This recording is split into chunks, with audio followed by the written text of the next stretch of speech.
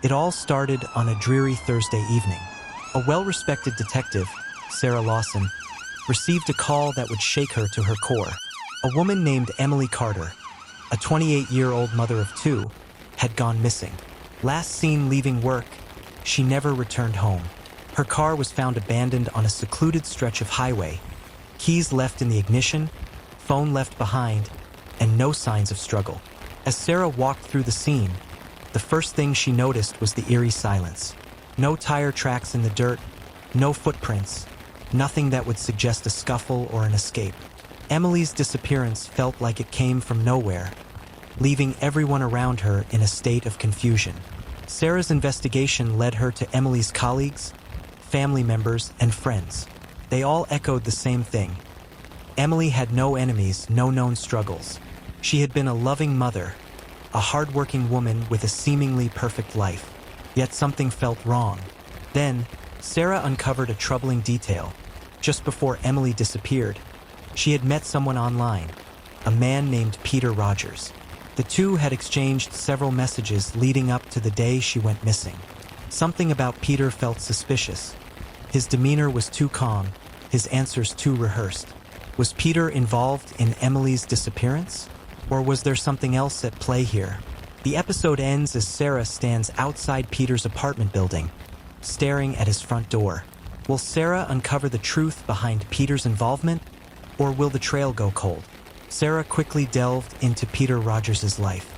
A man in his mid-30s, Peter had a seemingly ordinary background. But as Sarah dug deeper, troubling inconsistencies began to surface. He had an unusual amount of privacy online. A search of his social media profiles showed little more than vague posts about his interests in conspiracy theories and cryptic philosophical musings. There was no mention of Emily, no evidence of their supposed budding relationship. Further investigation revealed that Peter's last known address was a nondescript house on the outskirts of town, far removed from the city's bustling center. Neighbors had seen him leave in a hurry on the night Emily disappeared. Could this be the lead Sarah needed? After confronting Peter, he denied knowing Emily on a personal level, claiming they had only exchanged a few online messages. But Sarah wasn't buying it. His alibi for the night in question didn't add up. Peter had claimed to be at a local bar with friends, but when Sarah visited the bar, the staff had no record of him being there. The deeper Sarah dug into Peter's past, the darker it became. A check into his criminal history revealed an unsettling fact. Peter's former girlfriend had also gone missing 5 years ago. The case was quickly closed, with no real leads, but the circumstances were disturbingly similar to Emily's. The episode ends with Sarah discovering a hidden compartment in Peter's apartment. Inside, she finds a collection of strange, cryptic letters and a journal filled with disturbing thoughts and theories about women who disappear. Is Peter hiding something much darker? Or is this just a coincidence? Peter's odd behavior and unsettling past led Sarah to act quickly. She enlisted the help of a forensic team to search his apartment, and they found more than they bargained for. Deep within his bedroom, behind a false wall, was a hidden room. Small, dark, and disturbingly neat.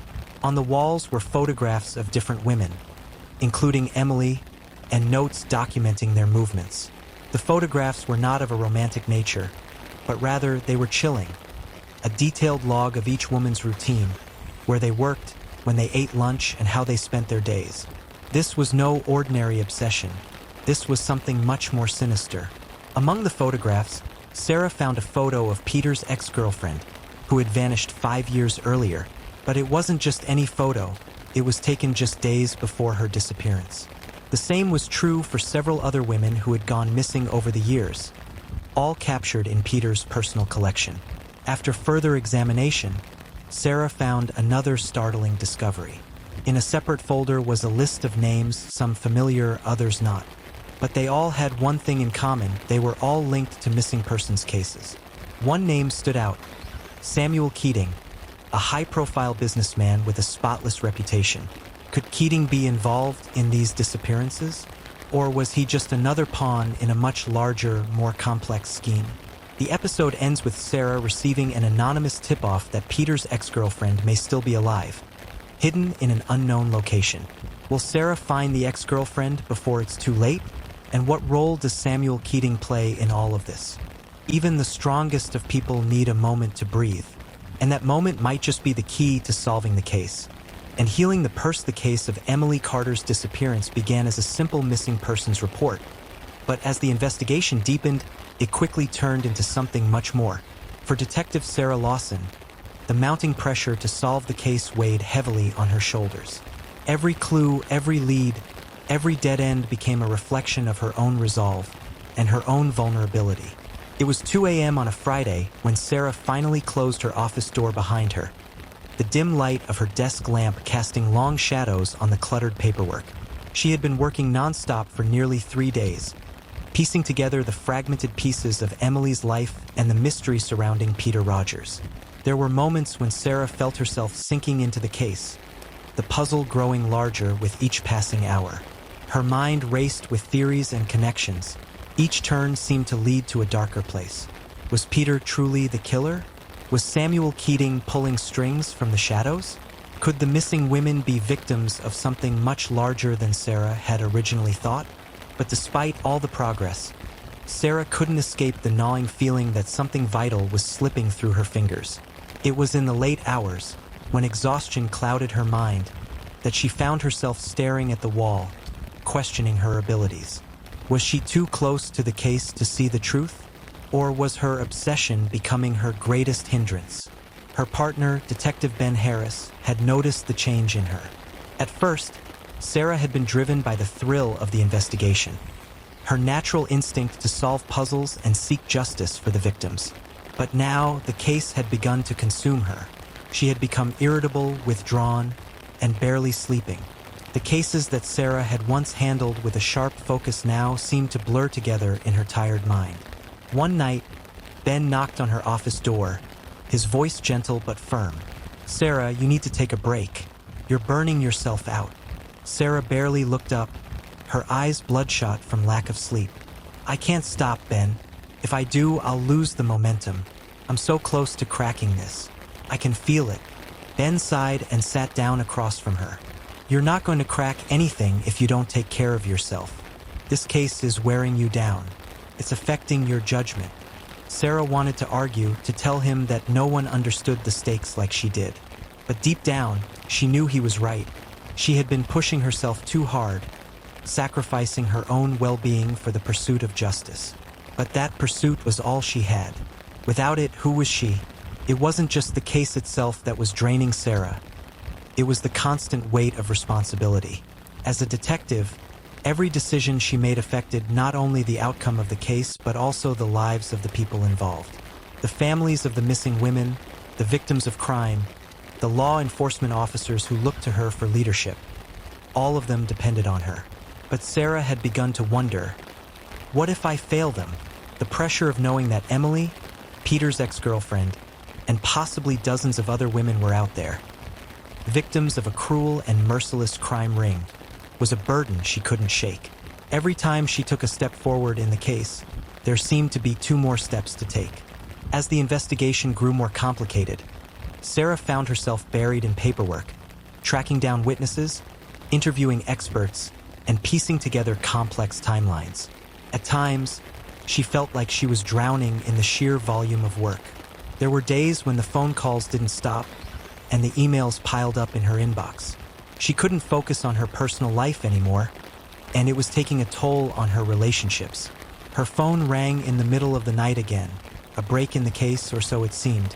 It was the 3rd call that week, and despite the fatigue weighing her down, Sarah knew she couldn't afford to ignore it. She reluctantly pulled herself from bed, forcing her body to move even as every part of her screamed for rest. But this wasn't the first time her body had betrayed her. The constant stress of her work had manifested in physical ways.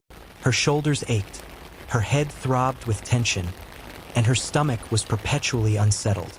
She had started having trouble sleeping, waking up in the middle of the night drenched in sweat, her mind racing with images of Emily's photo and Peter's cryptic journal entries.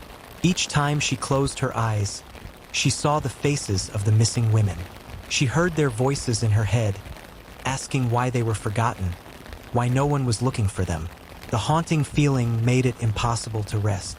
The breaking point came during one of Sarah's sleepless nights. She had been staring at a map covered in pins and red strings, trying to connect the dots between Peter Rogers, Samuel Keating, and the missing women. Her eyes were raw, and her mind felt like it was unraveling. Then the phone rang again, but this time it was different. It was Emily's mother on the other end, frantic and emotional. "Detective Lawson, I know you're doing everything you can, but it's been weeks, and we still don't have answers. I can't bear to lose her too. Please, tell me you'll bring her home." The weight of the woman's plea crushed Sarah's chest. She tried to respond, but the words caught in her throat. She wanted to promise Emily's mother that she would find her daughter, but in that moment, Sarah wasn't sure she could. The guilt, the pressure, the responsibility, it was all too much. She hung up the phone and collapsed into her chair, her hands shaking. She had always been the one others turned to for answers, the one who never gave up. But now, she felt like she was losing herself in the process. The case that had once sparked her passion now felt like a suffocating force. In the dark silence of her office, Sarah made a difficult decision. She needed help, seeking support. The next day, Sarah finally opened up to Ben about the toll the case had taken on her. She confided in him that she had been struggling with anxiety, insomnia, and the overwhelming pressure of being the one to solve it all. Ben listened quietly, his expression sympathetic. "Sarah, it's okay to ask for help. You don't have to carry this burden alone." For the first time in weeks, Sarah allowed herself to feel vulnerable. She realized that she had been holding everything in, pushing herself to the brink of exhaustion, believing that the weight of the case was hers to bear alone. But the truth was, Sarah couldn't do it all. She was human. With Ben's encouragement, Sarah reached out to a therapist for the first time in her career. Therapy didn't offer immediate solutions, but it gave her the space to talk about the things that were eating away at her. She started to learn how to cope with the anxiety and stress that had taken over her life. While the case wasn't solved yet, Sarah realized that there was a path forward, one that included both her professional dedication and her mental well-being. It was a hard lesson to learn, but Sarah knew she couldn't give up on herself if she wanted to continue seeking justice for others.